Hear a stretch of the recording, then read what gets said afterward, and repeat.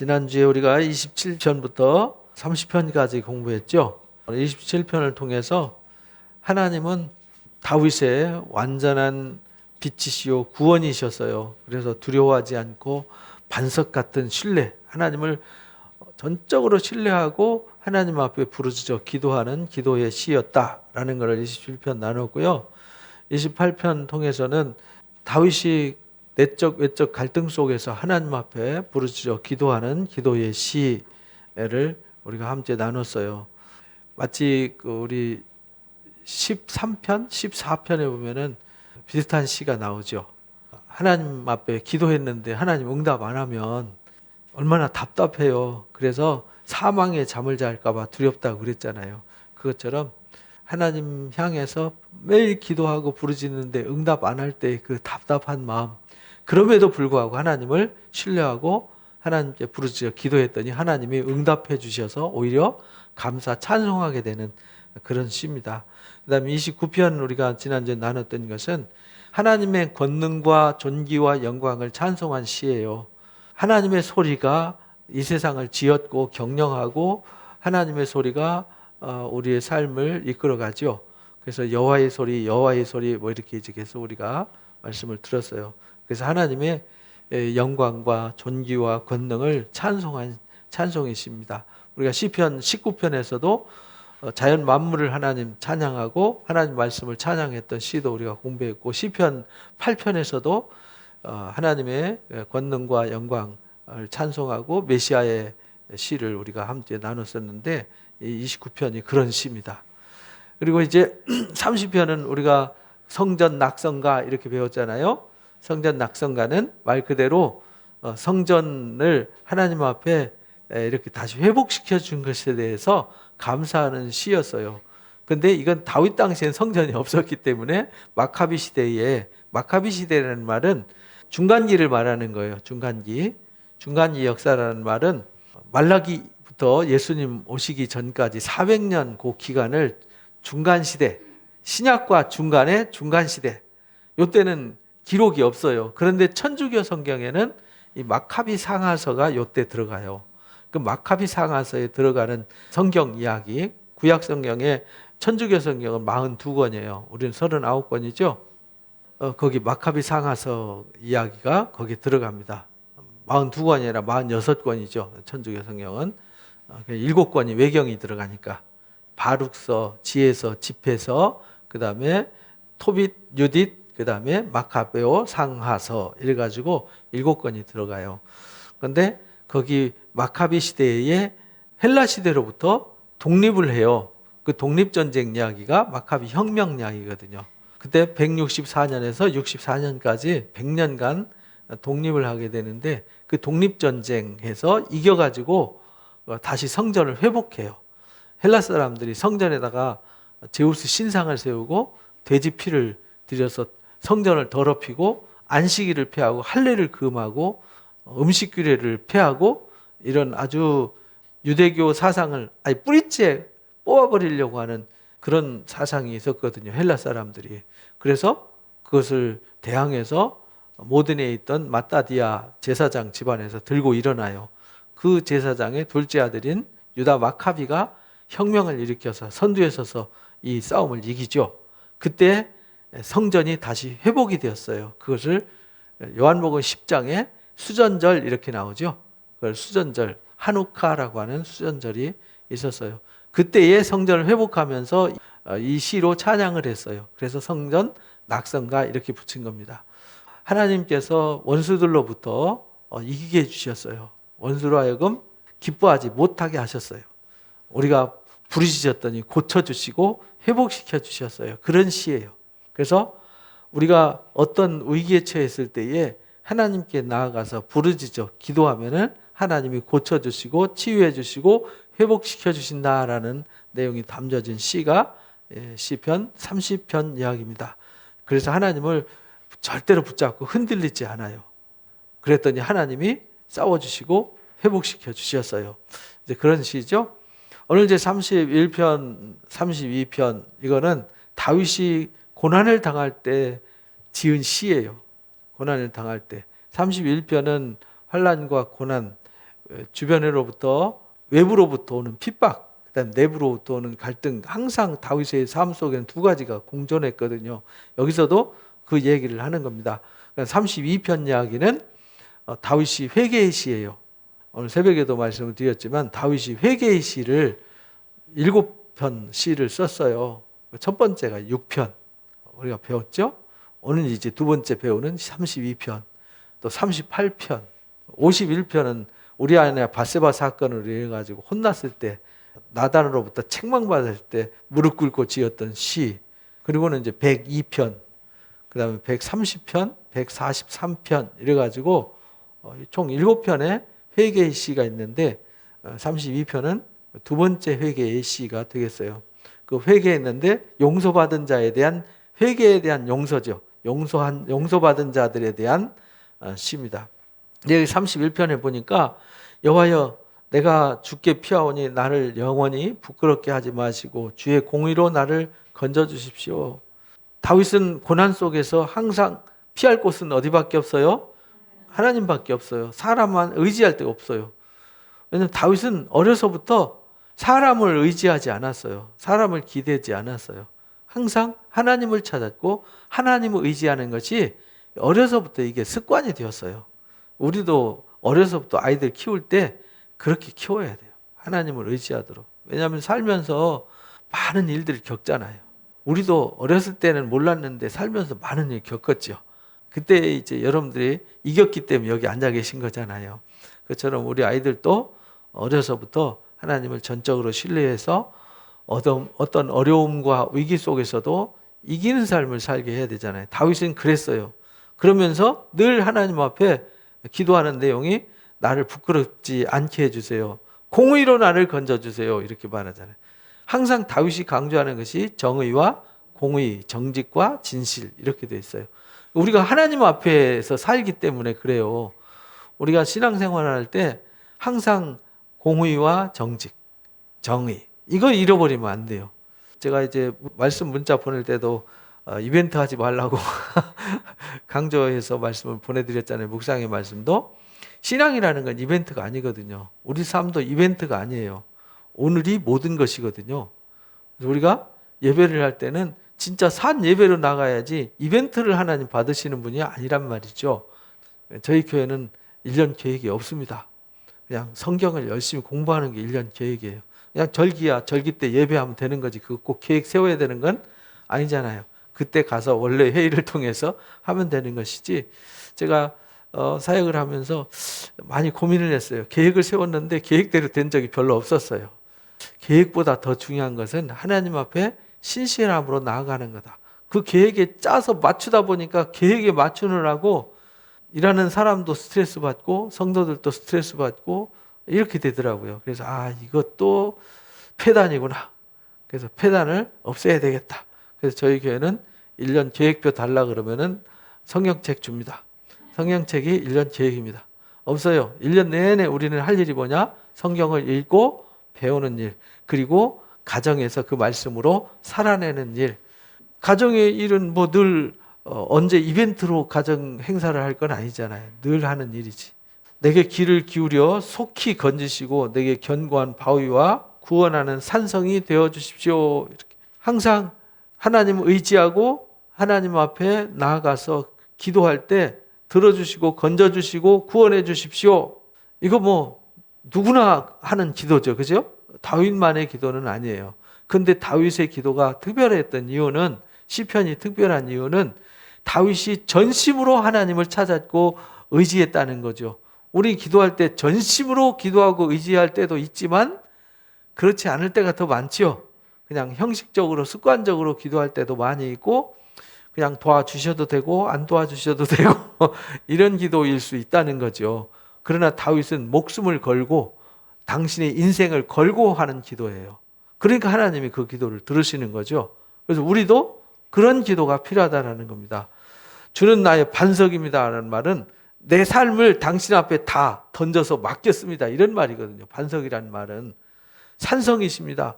왜냐하면 하나님 외에 내가 설 자리가 없고 기댈 곳이 없어요. 우리는 하나님 외에도 기대고 의지할 곳이 아직은 좀 있죠. 근데 다윗은 광야에서 의지할 곳이 하나님 외에는 없었어요. 하나님 외에 광야에서 의지할 데가 뭐가 있겠어요? 돌멩이 의지하겠어요? 뭐 바람을 의지하겠어요? 해를 의지하겠어요? 하나님만 바라보고 하나님만 의지할 수밖에 없었죠. 그러므로 주의 이름을 생각하셔서 나를 인도하시고 지도해 주십시오. 그러니까 하나님이 다윗의 반석이에요. 산성이세요. 그래서 하나님께만 피하죠. 견고한 바위와 구원의 산성이 되시니까 그 앞에 피해서 나가는데, 주의 이름을, 그렇게 당신의 이름을 믿고 갔는데 당신의 이름과 영광을 위해서 나를 인도하시고 지도해 주십시오. 우리가 기도할 때 주로 그렇게 기도하잖아요. 하나님, 당신의 명예가 걸린 일이 아닙니까? 당신의 이름과 당신의 영광을 위해서 제 기도를 들어주십시오.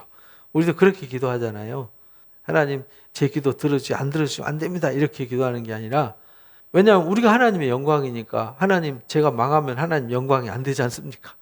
저를 도와주시고 제가 건강해야, 제가 힘을 얻어야 하나님 영광 받으시니까, 하나님 당신의 이름과 당신의 명예와 영광을 위해서 저를 들어 써주십시오. 제 기도를 들어주십시오. 다윗은 늘 그렇게 기도했어요.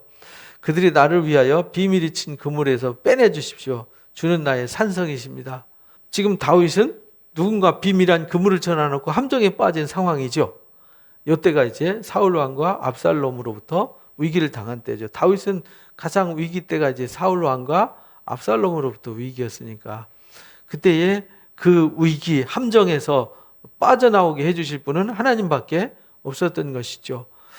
우리도 어떤 상황이든지 내 힘을 의지하지 말고 하나님께 전적으로, 작은 일일지라도 우리가 작은 일도 알고 보면 큰 일이 될 수 있는 거거든요. 그래서 작은 일조차도 하나님 앞에 전적으로 맡기고 하나님을 신뢰하고 기도하는 사람이 되어야 합니다.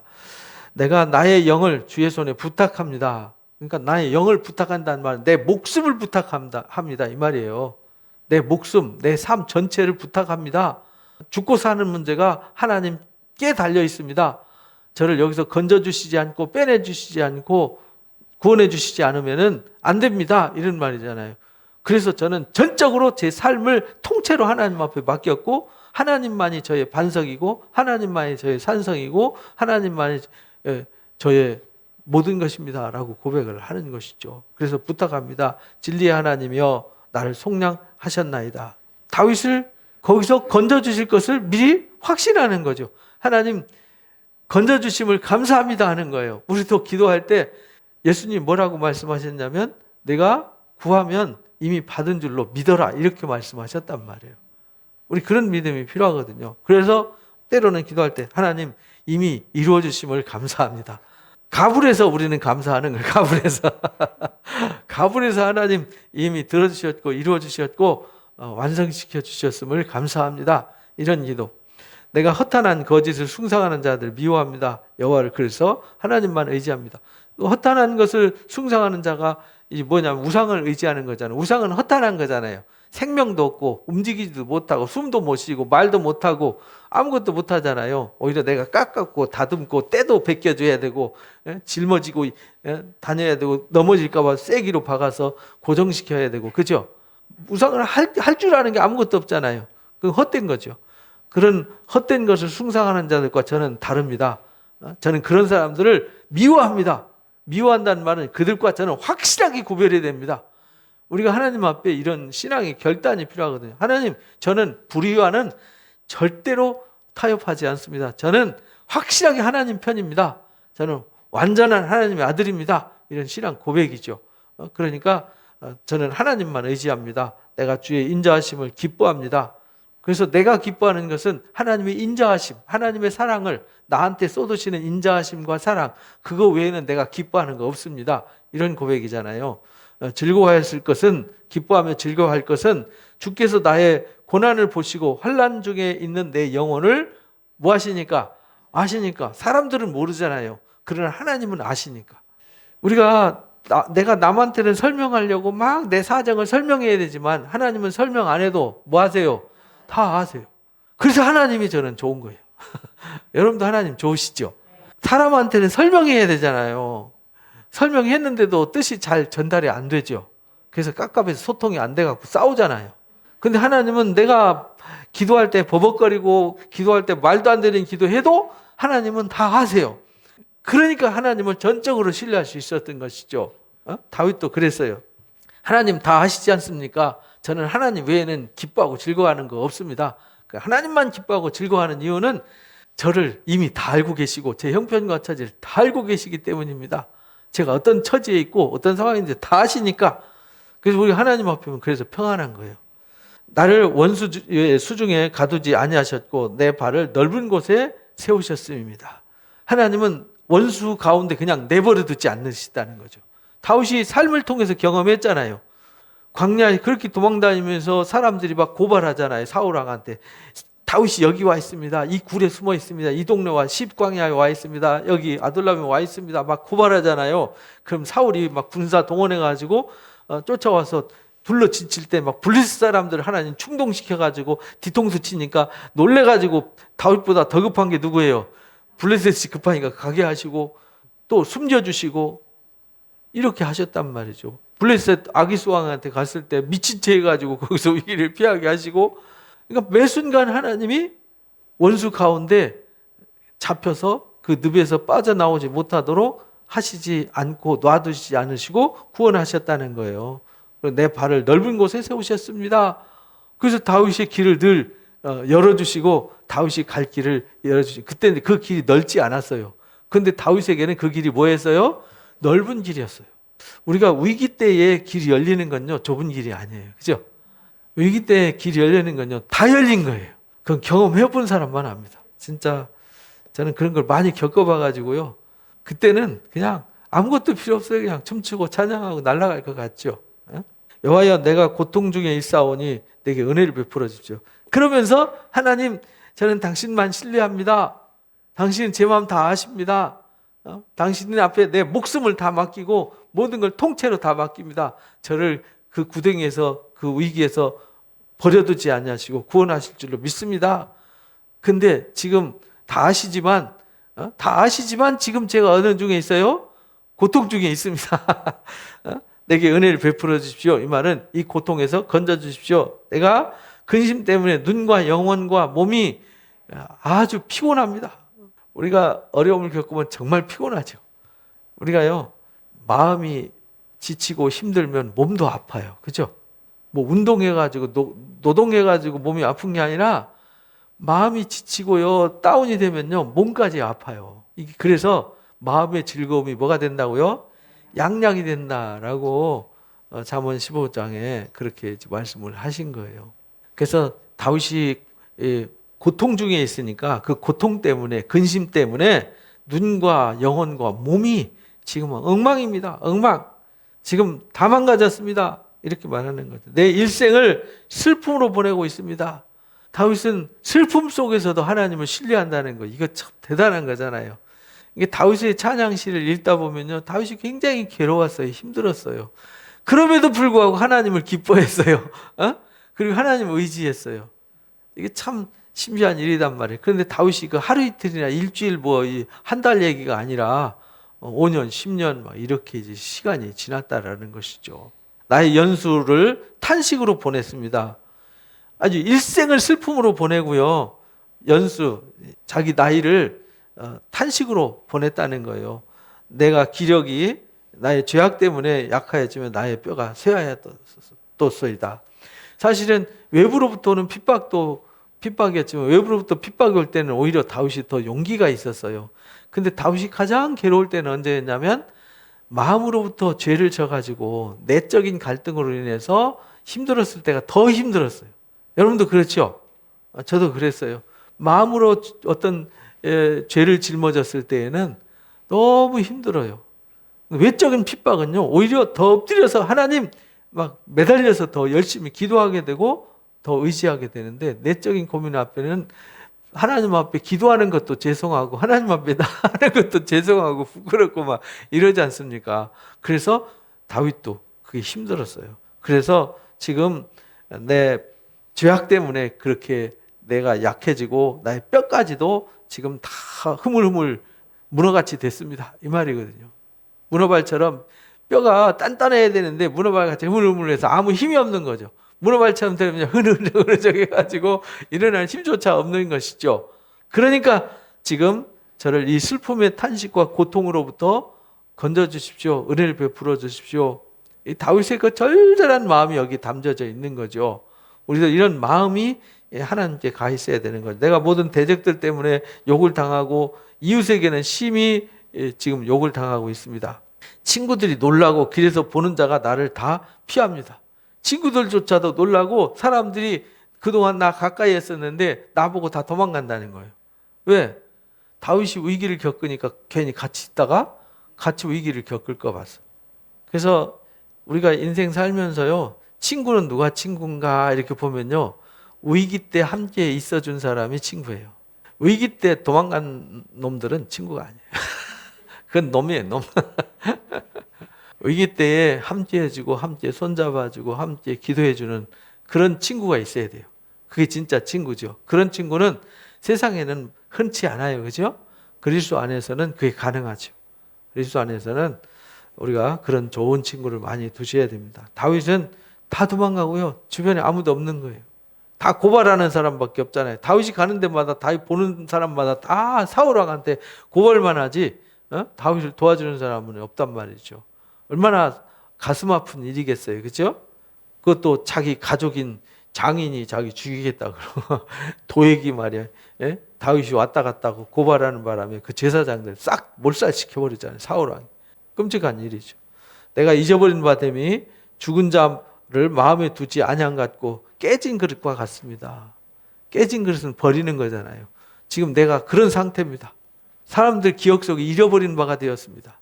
왜냐하면 좀 전까지만 해도 다윗은 만만이요 사울은 천천히요 하면서 블레셋과 전쟁에서 골리앗 무너뜨리고 블레셋 사람 전투에서 싸워서 이길 때는요 다 사람들이 찬송했다니까요. 다윗은 만만이요 사울은 천천히 하면서 오히려 다윗을 더 높이고 찬송했는데 이제는 다윗 보고 찬송하는 게 아니라 저 인간 저기 간다 빨리 고발해라 이렇게 된다는 거죠. 그러면서 같이 가지도 않아요. 도와달라고 해도 도와주지도 않아요. 오히려 피하고 숨고 이런단 말이죠.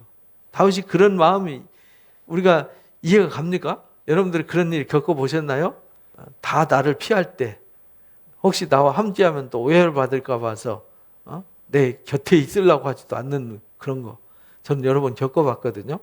그때마다 다윗이 이랬었구나. 그럴 수 있구나.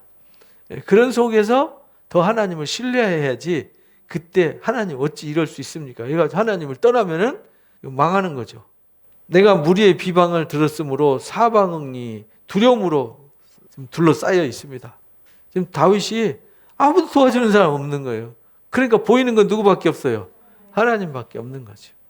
다윗은 너무 잘 알아요. 인간은 믿을 존재가 못 된다. 왜? 믿었던 사람들이 발등 찍었잖아요.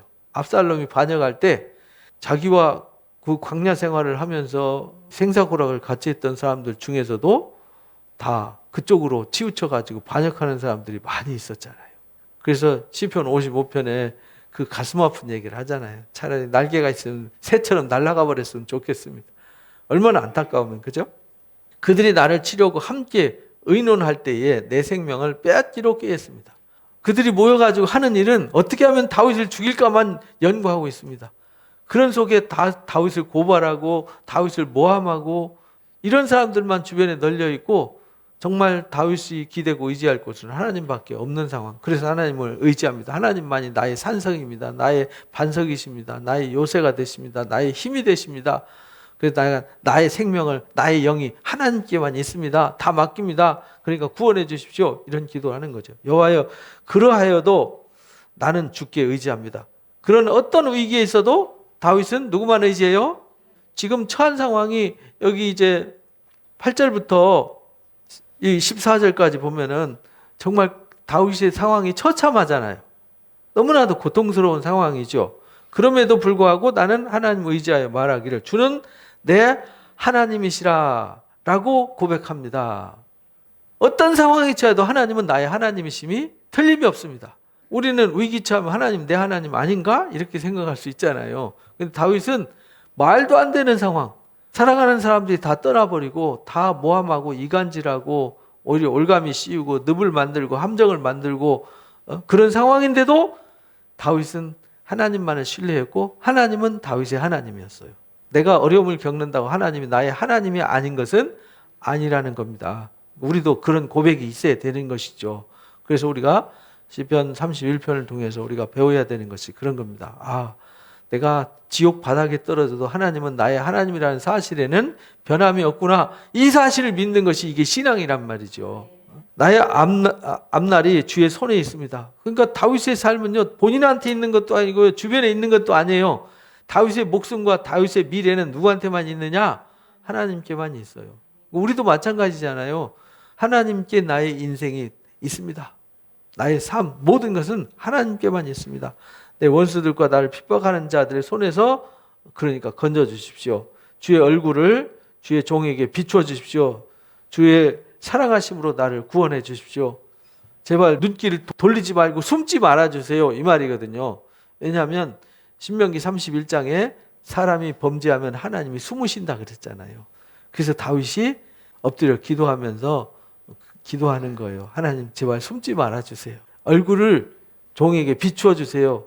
우리 민수기 제사장 축도에 보면은 얼굴을 향하여 드사 비추신다 그랬잖아요.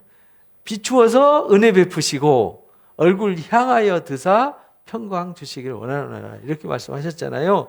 얼굴을 종한테 비추어 주십시오. 그 말은 얼굴 저한테서 돌리지 마시고 저를 떠나지 말아주세요. 이 말이거든요. 사랑하심으로 나를 구원해 주십시오. 여호와여 내가 주를 불러싸우니 나를 부끄럽게 하지 마시고 악인들을 부끄럽게 해주십시오. 저를 부끄럽게 하지 말고 저렇게 저를 모함하고 이간질하고 불의하고 악한 무리들 저들을 부끄럽게 해주셔야지 제가 부끄러우면 되겠습니까? 근데 진짜 다윗을 영화롭게 했고 그들을 부끄럽게 하셨어요. 그러니까 우리가 순간은 우리가 부끄러워 보이는 것 같고 순간은 우리가 지는 것 같고 패배자같이 보이지만 우리는 승리자라는 겁니다. 예수님이 십자가에서 패배하는 것 같았잖아요. 망하는 것 같았어요. 끝나는 것 같았어요. 근데 그게 승리였어요. 십자가가 영원한 승리의 상징이잖아요. 교만하고 완악한 말로 무례히 의인을 치는 거짓 입술이 말 못하는 자가 되게 해주십시오. 다윗한테 지금 악인이 있는 거죠. 완악한 말로 무례히 의인을 막 공격하는 거죠. 오히려 불의한 사울 왕 편에 서고 불의한 압살롬 편에 서가지고 악한 자의 편에 서서 자기들은 의롭다 그러고 의인인 다윗을 죄인이라고 몰아세우는 이런 상황인 거죠. 그러니까 그들은 거짓말하고 있습니다. 그들 거짓 입술을 막아주셔서 말 못하게 해주십시오. 그러면서 이제 19절에 이제 부르짖었잖아요. 앞에 이제 하나님만을 신뢰합니다. 하나님이 나의 반성이요 산성이고 요새이십니다 라고 고백하면서 하나님께 내가 부르짖습니다. 하나님 제 형편 다 아시지 않습니까? 어떤 형편이냐면 이런 형편입니다 라고 지금 설명한 거잖아요. 그런데도 불구하고 하나님 내 하나님이심을 믿고 하나님 여기서 건져줄 줄로 믿습니다 라고 말씀하시면서 19절부터는 무슨 얘기를 하냐면 감사 찬송을 하는 거예요. 주를 두려워하는 자를 위하여 쌓아두신 은혜 곧 주께 피하는 자를 위하여 인생 앞에 베푸신 은혜가 어찌 그리 큰지요. 지금 어찌 그리 크지 않지요. 지금 다 자기를 저주하고 다 도망가 버리고 외롭게 홀라 남아서 정말 불쌍하게 돌아다니는 말 그대로 지옥 바닥 상황인데 나에게 베푸시는 이 은혜가 얼마나 큰지요라고 감사한단 말이에요. 그러니까 우리가 정말 잘 돼서 감사 찬송하는 게 아니라 위기 속에서 감사 찬송하는 사람 진짜 하나님을 사랑하는 사람이에요. 두려워하는 자를 위해서 쌓아두신 은혜가 있어요. 주께 피하는 자를 위해서 베푸신 은혜가 있어요. 그게 얼마나 그리 큰지요. 주께서 그들을 주의 은밀한 곳에 숨겨주셨습니다. 그 위기 속에서도 은밀한 곳에 숨겨주셔서 사울왕한테 도망다닐 때도 완전히 동안에 든 쥐였는데 하나님 거기서도 건져주시잖아요. 사람의 꾀에서 벗어나게 하시고 은밀한 곳에 숨겨주시고 사람께서 벗어나게 해주시고 비밀이 장막에 감추사 말다툼에서 면하게 하시리다. 하나님 이런 멋있는 분이라는 거예요. 근데 현실은 그렇지 않아요. 그죠? 현실은 그렇지 않아도 하나님은 그런 하나님이에요. 그랬더니 그렇게 만들어주셨어요. 우리가 믿음대로 되는 거죠. 내가 위기에 처했을 때 하나님은 나를 절대 여기서 안 건져주실 거야. 나를 버렸나 봐. 이러면은 그래 나 너 버린 것 같아. 이렇게 말씀하실 거 아니에요. 아니야, 나 너 절대 안 버려. 이렇게 말씀하셨는데도 아니요, 하나님 저 버린 겁니다. 이렇게 고집하면 안 되고요. 내가 지금 이렇게 있지만 제가 하나님의 구원을 찬송합니다. 하나님의 은혜를 찬송합니다. 왜냐하면 하나님은 저를 여기서 반드시 건져 주실 것이기 때문입니다. 당신의 영광을 위해서 저를 여기서 빼내주시고 당신의 영광을 드러낼 걸 믿기 때문입니다. 우리 그런 마음이 있어야 되는 것이죠. 그래서 제안을 하는 거예요. 그러니까 자, 나와 함께하는 모든 사람들이여 하나님을 찬송합시다. 왜? 하나님은 은혜가 너무 크신 분이고 어떤 상황 속에서도 나를 숨겨주시고 지켜주시고 면하게 해주시는 분이니까. 그러니까 하나님은 뭐 하자고요? 찬송하자. 견고한 성에서 그의 놀라운 사랑을 내게 보이신 분이다. 근데 그 위기 순간순간마다 정말 힘든 사망의 골짜기를 지나가고 있지만 그 순간순간 골짜기마다 지켜주심 얼마나 감사합니까? 제가 중학교 다닐 때요, 학교 선생님이 방과후 수업을 시켰어요. 우리 반만. 그런데 우리 반에 저하고 친구 2명만 같은 마을에 다녔어요. 옛날에는 여러 마을에 면 단위의 중학교가 하나 있었잖아요. 근데 그 읍 단위에서 그 면 단위에서 저희 집이 가려면 큰 산을 넘어야 돼요. 큰 산 골짜기를 2개 지나가야 되는데 민가도 없어요. 그냥 숲속이에요. 숲속을 지나서 집에 와야 돼요. 근데 밤 8시, 9시 되면은 해가 떨어져서 깜깜해요. 앞을 볼 수가 없어요. 근데 그 산길을 혼자 지나와야 돼요.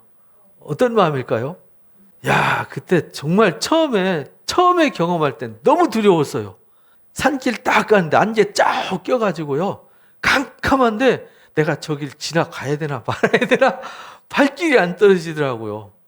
그 옛날 6.25 전쟁 얘기 나오면은 거기에 뭐 시체를 버려서 뭐 여우가 날뛰고 다니느니 뭐 귀신이 등장하니 맨 늑대 얘기 귀신 얘기만 해놔가지고요. 아유, 거기 지나가기 너무 무서웠어요. 근데 어디 집도 없지요. 불빛도 없지요. 지금처럼 뭐 전등 있는 것도 아니지요. 이 눈에 쌍불을 켜고 가는 거 외에는 방법이 없는 시대에. 야, 근데 그 순간 있잖아요. 저기만 지나가면. 왜냐하면 거기 깊은 계곡이 있는데 거기만 지나면. 요 등성이만 지나가면. 근데 언덕 내려가잖아요. 요 언덕만 지나가면. 언덕 내려갈 때 막 걸음마라 살려라 하고 뛸 때 그 뒤에 뭐 늑대가 따라오는 것 같고 막 귀신이 쫓아오는 거 할 때 그 얼마나 그 달리기를 잘하는데 아마 그때 100m 아마 9초대 뛰었을 것 같아. 야, 막 내가 그렇게 빠른지 몰랐어요.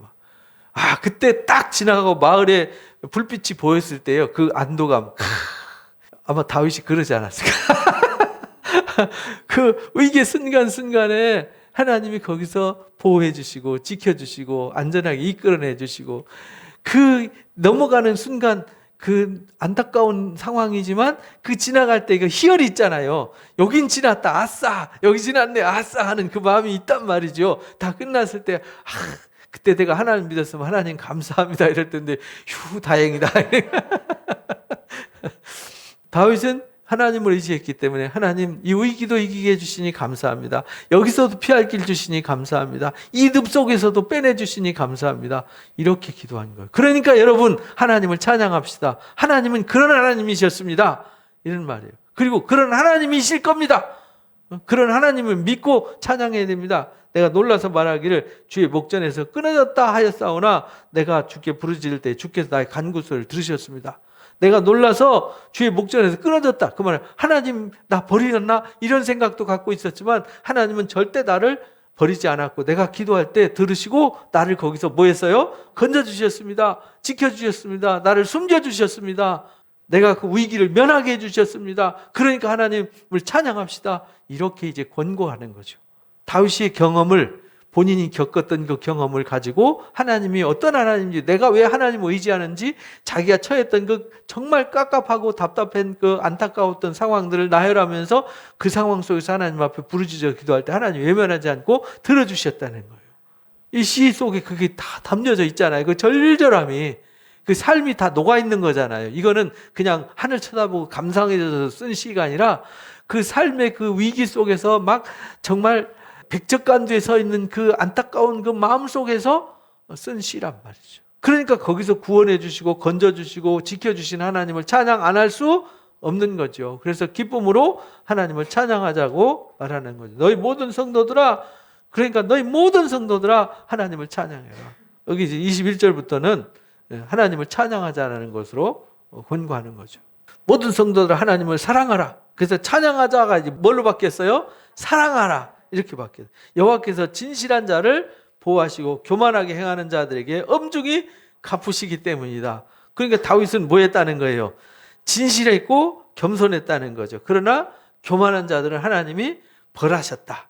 그러니까 여러분들은 하나님을 사랑하고 하나님을 찬양하되 겸손하게 하나님을 진실하게 사랑하고 섬기는 자가 되어야 한다라는 것을 결론을 맺는 거예요. 그러면서 결론, 여호와를 바라는 너희들아 강하고 담대하라. 우리도 이 땅 살면서 하나님 나라가 임하기까지는요 많은 고난이 있어요. 왜냐하면 하나님만 일하는 게 아니라 사탄이가 역사하기 때문에 그래요. 말도 안 되는 일이 우리 앞에 늘 있어요.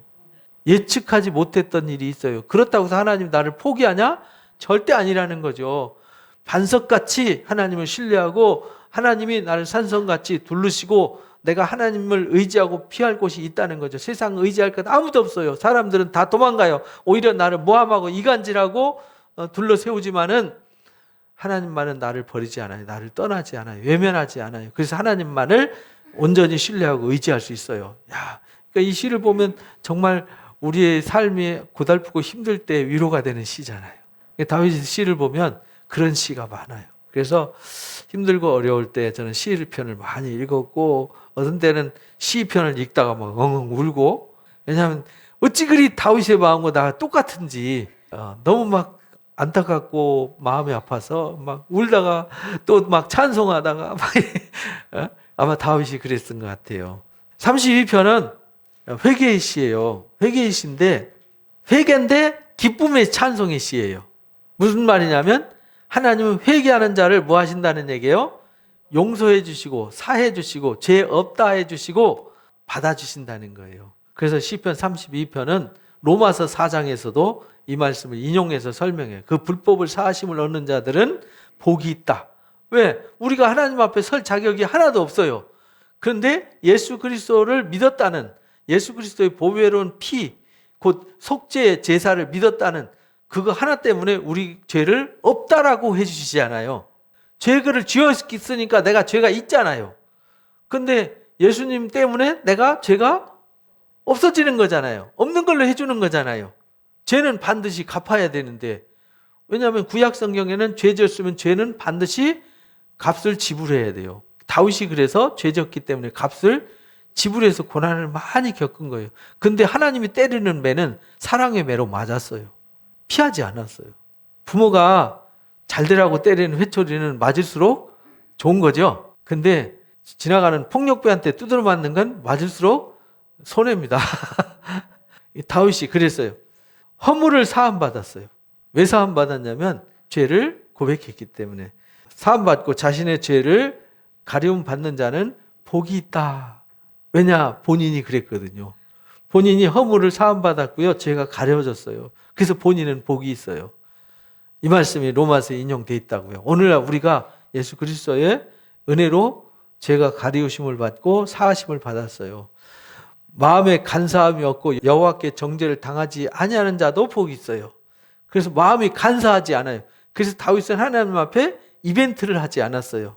하나님 잘 보이려고 뭘 하지 않았어요. 그냥 하나님 앞에 속을 다 뒤집어서 마음가죽을 찢어서 속을 다 보여주신 거죠. 하나님 제 속이 이렇게 더럽습니다.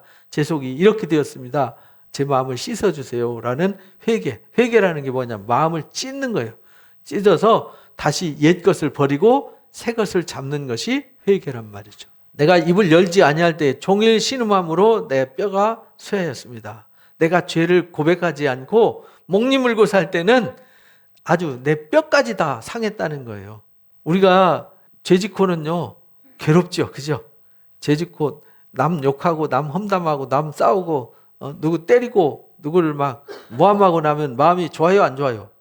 엄청 안 좋죠. 마음이 너무 힘들죠. 누구하고 눈을 기고 나면 그것 때문에 저녁에 잠 못 자고 이러지 않습니까? 다윗이 그랬어요. 그러니까 우리 인간은 다 똑같아요. 저나 여러분이나 누구하고 불편한 관계에 있으면 참 그 불편함 때문에 잠 못 자고 먹어도 소화 안 되고 그러잖아요. 다윗도 그랬어요. 내가 입을 열지 아니할 때는, 이 말은 내가 하나님 앞에 죄를 자백하지 않을 때는, 우리가 요한일서 1장에 보면은 그렇게 말하잖아요. 그는 미쁘고 의로우시다. 우리가 죄를 자백하면 우리 죄를 깨끗하게 해주실 거라고 말씀하셨잖아요. 우리가 죄를 자백하지 않으면은 우리 죄가 그대로 있는 거죠. 죄를 자백할 때 죄가 사해지는 거예요. 회개한다는 말은 나의 죄를 자백하고 그 죄를 씻어주기를 하나님 앞에 부탁하는 거죠. 죄를 고백하지 않을 때는 죽을 것 같았어요. 신음함으로 죽을 것 같았어요. 주의 손이 주야로 나를 누르심으로 내 진액이 빠져서 여름 가뭄에 마름같이 되었습니다. 하나님이 나를 회개하지 않으면 안 되도록 고난과 역경으로 몰아세워서 아주 진액을 짜는 것처럼 그렇게 하셨다는 거예요. 나를 누르셔서 아주 진액이 빠져나올 때까지. 얼마나 눌렀으면 진액이 빠져나오겠어요. 이스라엘에 가면 감람 열매를 따가지고요, 이렇게 연자맷돌로 갈아요. 갈면은 으깨진 걸 이렇게 모으거든요. 그러면은 이렇게 세마포에다 싸가지고 이 기계로 짜요. 그렇게 그 짜는 기계를 겟세마네라고 그래요. 겟세마네 동산이라는 말은 바로 그 기름 짜는 동네라는 뜻이에요. 그 기름 짜는 그 기계, 그 동네는 이제 겟세만이라고 그러는데, 그렇게 막 쥐어 짠단 말이죠. 예수님이 기도할 때 그래 아주 기름 짜듯이 그 겟세마네에서 기도하셨어요. 그처럼 막 진액이 빠지도록 하나님이 너 회개하라니까 하면서 마음을 쥐어짜가지고 회개하지 않으면 안 되었어요. 그래서 마음이 너무 죽을 것 같았어요. 그랬는데 죄를 자백했더니 자유로워졌어요. 우리가 서로 다퉜을 때, 다투고 등 돌리고 있으면 마음이 어때요? 너무 힘들죠. 너무 고통스러워요. 근데 서로 미안하다고 잘못했다고 용서를 구하고 서로 화해하면 어때요? 마음이 평안하죠. 우리 하나님 앞에도 그래야 된다는 겁니다. 내가 이르기를 내 허물을 하나님 앞에 자복하리라 하고 이제 회개를 했어요. 자복하리라 하고 내가 주께 내 죄를 아뢰고 내 죄악을 숨기지 아니하였더니, 다 아뢰었더니 주께서 내 죄악을 뭐 하셨어요? 사하셨어요. 그래서 이제 우리가 죄를 자백하면은 우리를 깨끗해 해주시는 거예요. 죄를 사해 주시는 거예요. 이로 말미암아 모든 경건한 자는 주를 만날 기회를 얻어서 주께 기도할지라. 그러니까 우리가 경건한 자가 되려면은 뭐 해야 되냐면 회개하는 자가 돼야 돼요. 내 죄를 하나님 앞에 자백하는 자가 돼야 돼요. 그러면요, 주님을 만날 기회를 얻게 돼요. 우리가 죄를 자백하지 않고 죄 짓고 죄 아래에 갇혀 있으면 하나님 만날 길이 없어요. 왜? 하나님은 죄인과 함께하지 않기 때문에 그래요. 죄인과 함께하면 하나님도 죄를 동조하는 거잖아요. 여러분들이 누가 죄를 짓는데 같이 있었어요. 그러면요, 그 동조했다고요, 그 죄를 같이 뒤집었어요. 전에 강화도에서 음주운전 할 때 여자아이가 짜장면 그 배달하는 아저씨 치여가지고 죽어가지고 사고 내가지고 뉴스 크게 나왔었죠. 근데 그 옆에 앉아있던 애도 처벌을 받았잖아요. 여러분들 음주운전하는 사람의 차에 타면 여러분들은 음주운전을 방조한 방조죄가 되는 거예요. 그러니까 하나님이 우리가 죄를 짓고 있는데 같이 동행하면 죄를 방조한 하나님이 되는 거예요. 그럼 하나님이 될 수가 없는 거잖아요. 그래서 하나님은 절대 죄 짓는 사람과는 동행하지 않습니다. 죄 짓는 사람이 뭐 할 때 동행하죠? 죄를 자백할 때, 죄를 회개할 때 깨끗하게 해주시고 그와 함께 하세요. 그래서 우리가 32편 통해서 배우는 게 뭐냐면, 우리가 죄를 품고 있으면 안 되는 거구나.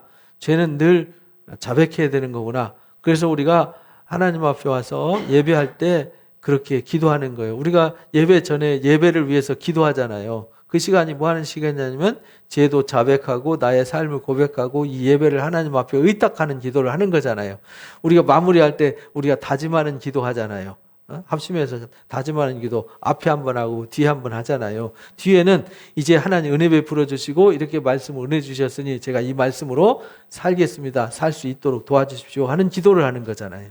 그래서 그 짧은 3분씩 앞에 3분 뒤에 3분 6분밖에 기도 안 하지만 그거라도 할 수 있어서 감사하죠. 그것도 안 하는 사람들 많아요. 그것도 안 하는 교회 많이 있잖아요. 예배 시작부터 끝까지 대표 기도하고 나면 졸고 있다가 끝나고 나면 뭐 기도했는지도 모르고 그리고 다 대표로 기도해 버리니까 그래서 대표 기도 없애 버렸어요.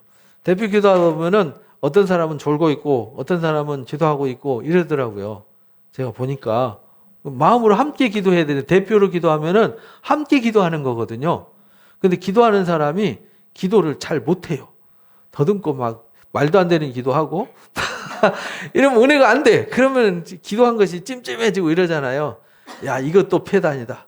공동체가 함께 기도하자. 그래서 제가 주일날마다 기도문을 조금씩 그 설교 주제와 섞어서 기도문을 만들어서 함께 기도하는 것이죠. 그렇다고 해서 여러분들이 기도 훈련을 안 하면 안 됩니다. 어느 날 여러분들이 이제 또 대표 기도로 할 수도 있습니다. 제가 참 개척했을 때 누구 대표 기도 시켰더니 기도를 잘 못하더라고요. 저도 그랬거든요. 처음 대표 기도 담임 목사님이 제가 주일학교 선생님이었어요. 학생부 선생님하고. 그러니까 열심히 기도 많이 하는 줄 알았나 봐요.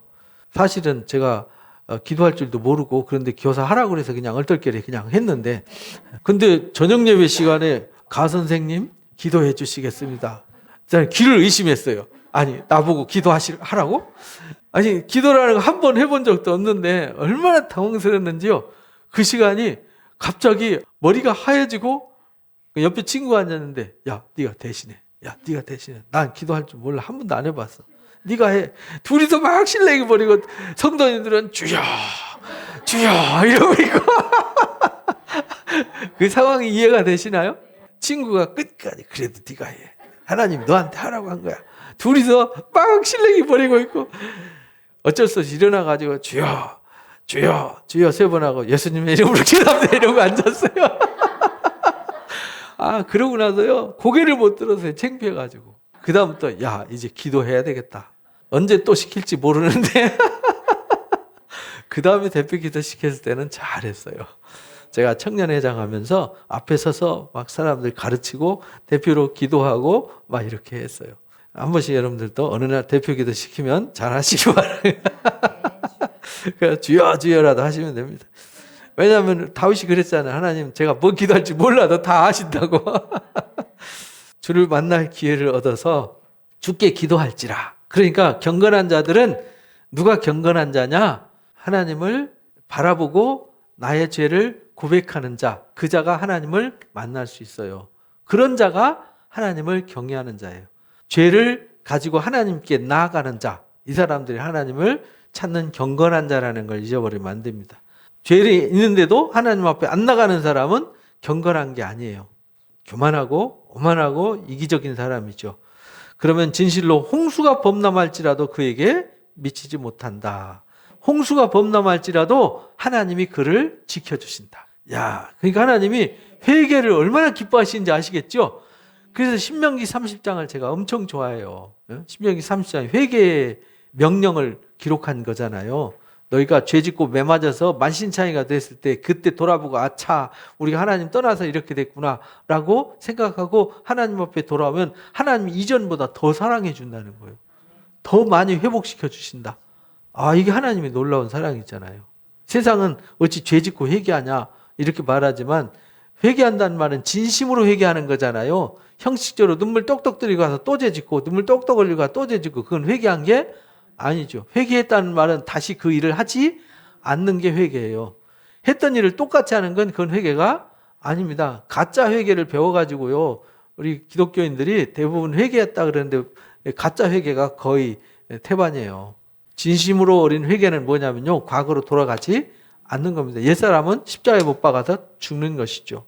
주는 나의 은신처여니 환난에서 나를 보호하시고 구원의 노래로 나를 두르리이다. 그러니까요. 죄를 자백했더니 얼마나 좋은지 하나님이 나의 은신처가 되어주시고요. 환난에서 보호자가 되어주시고요. 구원의 노래가 되게 하세요. 구원의 노래로 나를 두르리로다. 이렇게 해주시니 얼마나 감사해요. 그 죄를 품고 죄 짓고 있으면은 괴로운 거죠. 그래서 이 세상 사람들은요. 착하게 살아도 우울한 거예요. 착한 사람들이 더 우울하게 살아요. 왜냐하면 착한 척 하면서 살아야 되니까. 안 착한데 착한 척 해야 되잖아요. 왜 남들이 법 없이도 살 것 같다고 말했는데 내가 죄 짓고 살면은 욕 얻어먹을 것 같으니까 안 그런 척하고 잘하는 척하는데 속은 다 썩어 문드러져 가고 있는 거죠.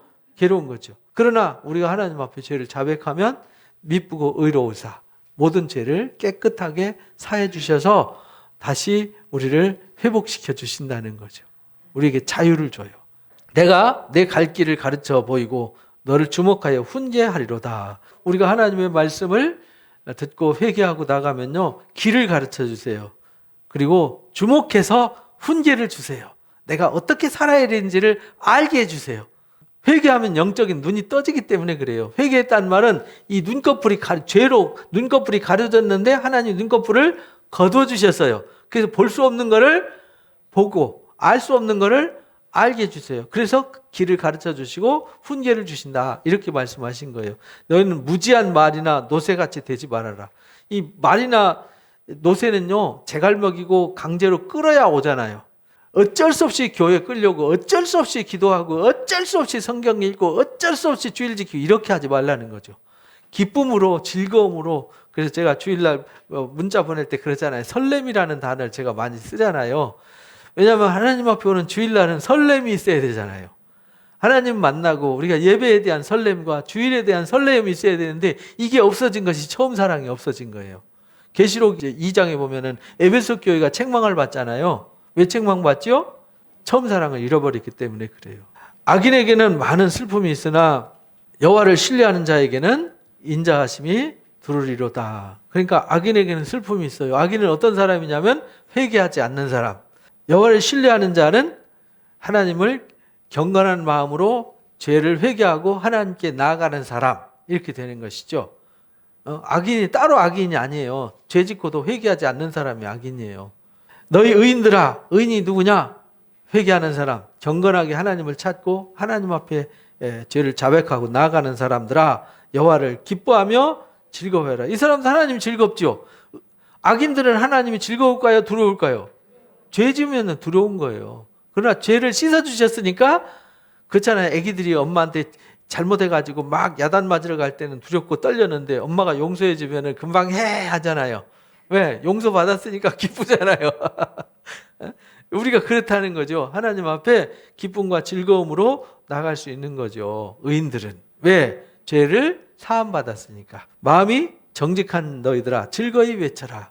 그래서 마음이 정직해야 되는 거죠. 마음이 의로워야 되는 거죠. 그래서 의인이 돼야 되는 거죠. 그러려면 어떻게 해야 되냐? 죄의 문제를 해결해야 된다.